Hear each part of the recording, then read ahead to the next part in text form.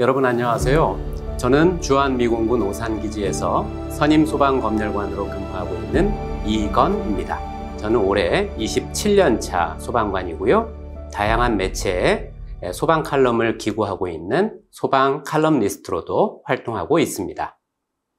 오늘은 당신이 안전할 거라는 착각이라는 제목으로 재난 예방과 대응에 관한 이야기를 들려드릴까 합니다.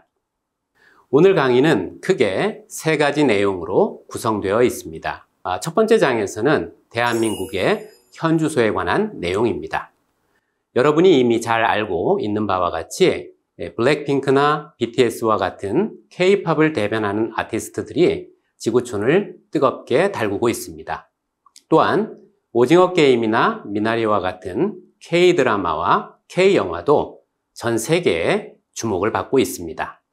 이런 상황 속에서 과연 대한민국의 K-안전 시스템은 현재 어디쯤 와 있고 또 앞으로 어떤 방향으로 나아가야 할지에 대해서 말씀드리겠습니다.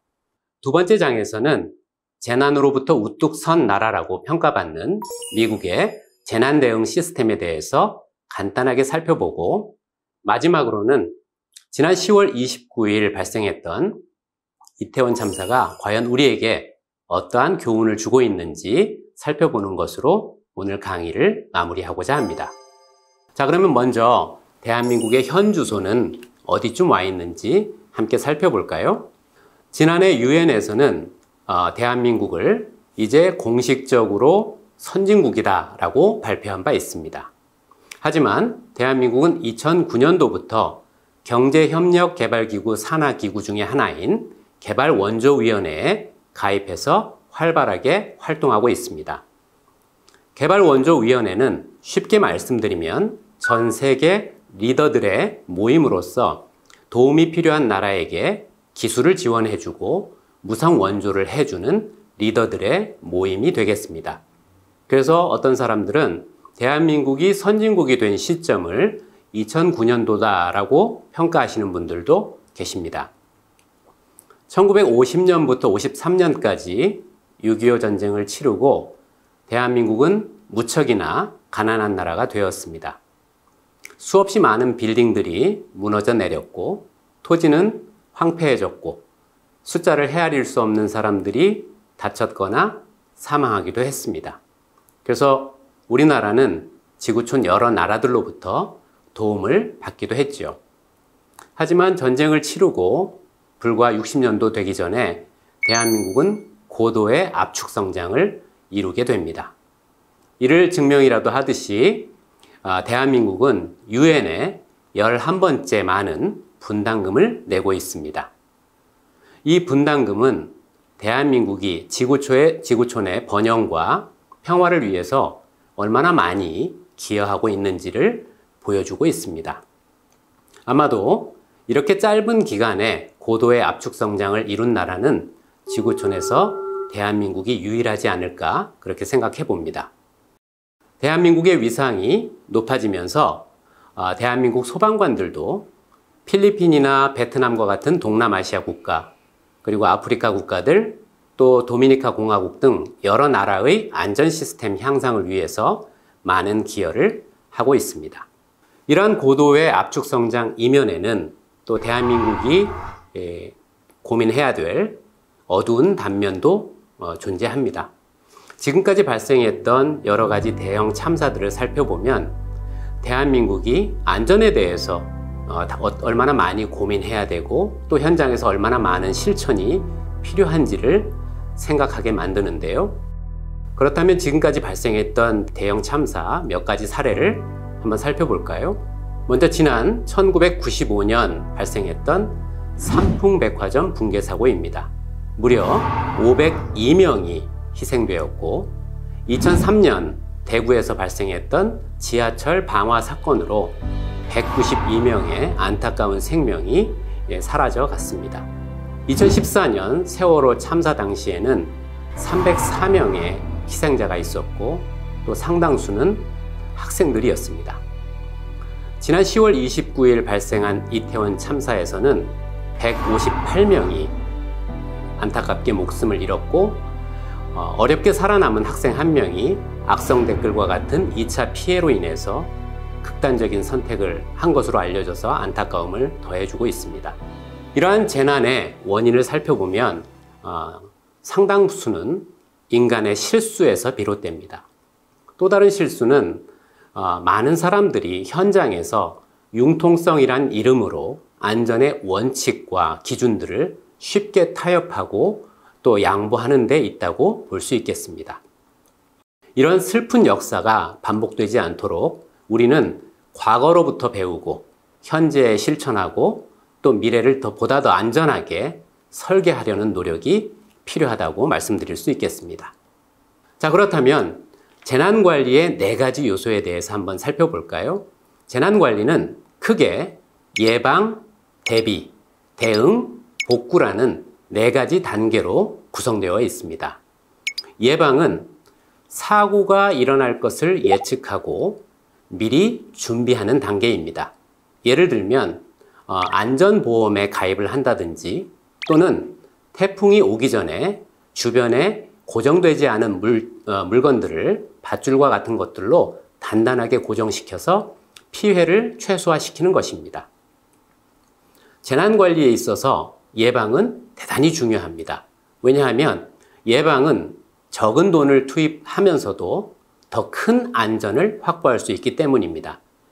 하지만 상당수의 사람들이 무엇이 위험한지를 잘 모르거나 또는 위험한 것을 봤다고 해도 그냥 지나치는 경우가 적지 않아서 정작 재난이 발생하면 속수무책으로 당하는 경우가 많이 있습니다. 그래서 재난은 정부는 물론이고 우리 모두의 책임이 되겠습니다. 함께 모여 위험한 요인이 무엇인지 공부해야 하고 우리 주위에 위험한 요인들을 제거하기 위해서 정책적으로 실천하는 노력이 무엇보다도 중요하다고 할 수 있겠습니다. 두 번째 단계인 대비 단계는 재난이 발생할 것을 구체적으로 예측하고 철저하게 준비하고 세부 계획을 수립하는 단계입니다. 재난 관련 공무원들과 민간 전문가들이 모여서 회의를 할 수도 있겠고 또 현장을 미리 답사할 수도 있겠습니다. 또 충분히 많은 인력의 안전 전문가들을 현장에 배치해서 출입을 통제하는 것들도 대비의 한 단계가 되겠습니다. 바로 이 시점에서부터 여러 사람들의 팀워크가 요구됩니다. 다음 단계에서 대응 단계에서는요, 신속한 액션이 필요한데 신속한 액션은 정확한 데이터에 기반합니다. 보통 재난 현장에는 소방관, 경찰관, 그리고 의료진, 그리고 재난 관련 공무원들이 출동하고 있습니다. 그리고 재난관리의 마지막 단계인 복구 단계에서는 이미 발생한 사고를 최소화시키려는 노력이 필요하고 다친 사람을 치료하고 또 희생자와 그 유가족의 입장에서 심리 지원을 해주고 원인을 철저하게 규명해서 조사하려는 노력이 필요합니다. 왜 다쳤고 왜 사망할 수밖에 없었는지 원인을 규명하고 조사 결과를 밝히는 것은 희생자와 그 유가족에 대한 최소한의 예의일 뿐만 아니라 더 나아가서는 우리가 앞으로 같은 실수를 반복하지 않도록 현재를 점검하고 미래를 설계할 수 있는 기회를 주기 때문입니다. 자, 그렇다면 현장에 효과적으로 대응하기 위해서는 어떤 것들이 필요한지 살펴보겠습니다. 앞에서도 말씀드린 바와 같이 재난 현장에는 소방관, 경찰관, 의료진, 그리고 재난 관련 공무원들이 현장에 출동하고 있습니다. 이분들은 일정한 자격을 갖춘 사람들이어야 하고 또 지속적인 교육과 훈련을 받아야 합니다. 또한 재난 상황에 맞는 개인 보호 장비를 지급받고 효과적으로 운영할 수 있는 사람들이어야 합니다. 왜냐하면 재난 대응은 아무나 할 수도 없는 일이고 또 아무나 해서도 안 되는 일이기 때문에 전문성이 필요합니다. 아울러 누군가의 생명과 재산을 지키겠다는 순수한 열정도 요구됩니다. 하지만 무엇보다도 재난 대응에서 중요한 것은 출동한 사람들의 안전입니다. 왜냐하면 출동대원도 누군가의 소중한 가족이기 때문에 그렇습니다. 자, 그러면 이번 장에서는 미국의 재난 대응에 대해서 한번 살펴보겠습니다. 미국은 해마다 수없이 많은 재난을 경험하고 있습니다. 허리케인이나 토네이도, 또 산불 화재와 같은 자연재해도 있고, 테러, 항공기 사고, 또 위험물 누출 사고와 같은 사회적 재난도 많은 경험을 하고 있습니다. 초창기 미국의 재난관리 시스템을 살펴보면 한 가지 인상적인 점을 발견할 수가 있는데요. 그것은 미국을 지은, 미국을 건립한 건국의 아버지라고 불리는 국가 지도자들이 재난에 대해서 깊이 있게 이해하고 있고, 그 재난을 예방하기 위해서 현실에서 안전을 적극적으로 실천했다는 데 기인합니다.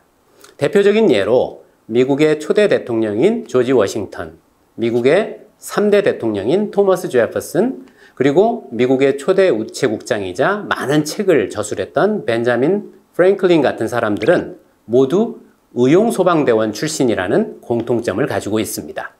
그래서 역사는 이분들을 안전의 선구자라고 기록하고 있습니다.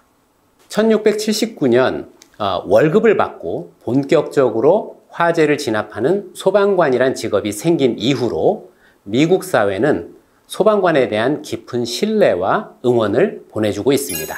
그래서 미국 소방대원들은 나는 월급이 아닌 명예를 먹고 산다 라고 자부심 넘치는 말을 하고 있죠. 저는 우리나라 국민들도 재난 현장의 최일선에서 수고하시는 대한민국의 모든 소방관들에게 응원과 격려와 지지를 보내주신다면 대한민국이 한층 더 안전한 나라가 되지 않을까 그렇게 생각해 봅니다. 미국의 재난관리 시스템은 소방관을 중심으로 다양한 부처가 견고하게 협업을 하고 있습니다. 이러한 팀워크가 그 사회를 보다 더 안전하게 만들고 있고, 또 미국 사회는 사회 구성원 모두가 안전에 대해서 책임이 있다라고 강조하고 있습니다. 그래서 안전은 우리 모두가 함께 만들어가는 것이다 라는 것을 항상 강조하고 있습니다. 우리 모두에게는 내가 안전할 권리, 그리고 다른 사람의 안전을 지켜줘야 될 의무를 가지고 있습니다. 이러한 안전에 대한 권리와 의무가 적절하게 조화를 이룰 때 그 사회는 보다 더 안전할 수 있겠고, 이러한 사례를 잘 보여주고 실천하는 나라 중 하나가 바로 미국이 아닌가 생각해 봅니다. 자, 그러면 마지막 장에서는 이태원 참사가 우리에게 어떤 교훈을 주고 있는지 한번 알아보겠습니다. 먼저 지난 10월 29일 발생했던 이태원 참사로 인해서 희생되신 많은 분들과 그 유가족분들에게 진심으로 위로의 말씀을 드립니다. 또한 어렵게 살아남으신 분들에게도 이런 말씀을 드리고 싶습니다. 이 모든 일이 발생한 것은 결코 여러분의 잘못이 아닙니다. 여러분은 그저 최선을 다해서 살아남은 것 뿐이지요. 이태원 참사는 아직 끝나지 않았습니다. 지금 당장은 힘들고 어렵겠지만 많은 사람들이 따뜻한 관심을 가지고 또 적극적인 사회적인 지지를 보내주신다면 희생자와 그 유가족, 더 나아가서는 상처받은 대한민국이 치유되지 않을까 생각해 봅니다. 그렇다면 구체적으로 이태원 참사의 원인은 무엇이 있을까요? 이미 많은 언론을 통해서 발표된 바와 같이 이태원 참사의 가장 큰 원인은 예방 대책이 미흡했다는 데 있습니다. 10만 명 이상이 넘는 많은 인파가 모일 것을 알고 있었으면서도 준비가 소홀했다는 점을 인정하지 않을 수 없습니다. 행사 당일 많은 신고 접수가 이루어졌을 때에도 현장에 충분한 안전 인력이 배치되지 않았기 때문에 신속한 출입 통제가 어려웠고, 좁은 골목에 수없이 많은 사람들이 얽히고 설킨 형태로 모여 있었기 때문에 구조도 쉽지 않았습니다.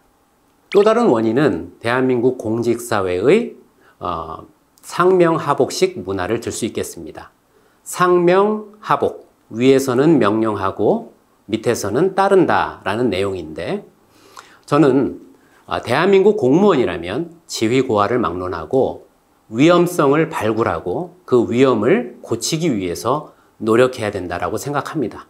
하지만 이런 경직된 상명하복식 문화는 우리 주변의 위험성을 제거하는 그 절차에 있어서 어려움을 한층 가증시키고 있다, 이렇게 생각합니다. 그렇다면 우리는 이 이태원 참사를 통해서 어떤 교훈을 얻을 수 있을까요? 제일 첫 번째로는 전문가 정신을 한번 살펴볼 수 있겠습니다. 대한민국에는 수없이 많은 사람들이 전문가라는 이름으로 활동하고 있습니다. 하지만 앞에서도 말씀드린 바와 같이 많은 전문가들이 여러 현장에서 융통성이라는 이름으로 안전의 원칙과 기준을 타협하는 경우가 종종 발생합니다.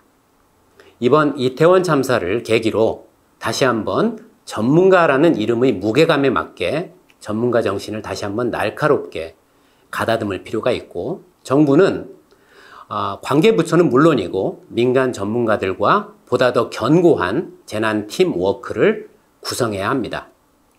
또한 보다 현실적이고 내실 있는 교육과 훈련 프로그램을 만들어서 시민들이 보다 더 성숙한 안전의식과 그리고 성숙한 대응 역량을 갖출 수 있도록 미래를 설계해야 되겠습니다.